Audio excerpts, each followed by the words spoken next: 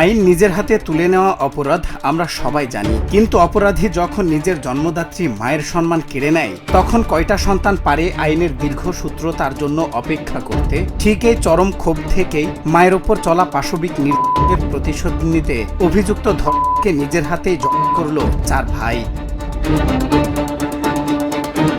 মায়ের ওপর এমন নারকীয় কোনো সন্তানই মেনে নিতে পারে না। লোকলজ্জা আর অপমানের তীব্র আগুনে পুড়ছিল পুরো পরিবারটি। মায়ের সেই আর্তনাদ আর ক্ষতবিক্ষত অবয়ব ছেলেদের হৃদয়ে এমন এক ক্ষোভের আগুন জ্বালিয়ে দেয় যেখানে হারিয়ে যায় আইনের প্রতি ধৈর্য। মায়ের কান্নার প্রতিটি ফোঁটা যেন রূপ নেয় এক চরম প্রতিশোধের।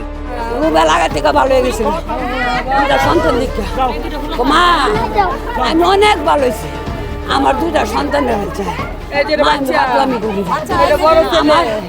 বাবা ওখানে ভালো হয়ে গেছে। তারই এক ভাই, ফুফাতো ভাই, যার নাম শুভ, সেও আহত। সে বর্তমান মেডিকেলে ভর্তি আছে। ও আসলে সব কিছু বিস্তারিত জানা যাবে। ও খালি ফোনে বললো যে ভাই আপনি কই আছেন, রুবেল ভাই তো জব্দ আছে। তারপরে আমরা সবাই এসে দেখলাম যে সে তো মারা গেছে। ঘটনাটি ঘটেছে ময়মনসিংহ নগরীর আকুয়া 36 বাড়ি কলোনিতে। সেখানে পারুল আক্তারের বাসায় মাসখানেক আগে ভাড়ায় ওঠে একাধিক মাদক মামলার আসামি রাজীব আহমেদ রুবেল। গত শনিবার রুবেলের বিরুদ্ধে এক নারীকে ধর্ষণের অভিযোগ ওঠে। মায়ের এই অপমানের বিচার নিজেরাই করার চূড়ান্ত সিদ্ধান্ত নেয় ওই নারীর 4 ছেলে। এভাবে নৃশংসভাবে গলা জব এবং পুলিশ একটা ফেলা, এটা একটা বিরাট বড় অন্যায়। এই ঘটনা এর এলাকায় এবার প্রথম না, বিগত কয়েক বছর আগেও এখানে এরকম আর 1-2টা মার্ডার হয়েছে। যার মারবো খালি হয়েছে তার 2টা বাচ্চা আছে, এরকম ছোটো ছোটো। একটা মাদ্রাসা ভর্তি হয়েছে, একটা গুলো লেখাম লইছে 3-4 মাস বয়স।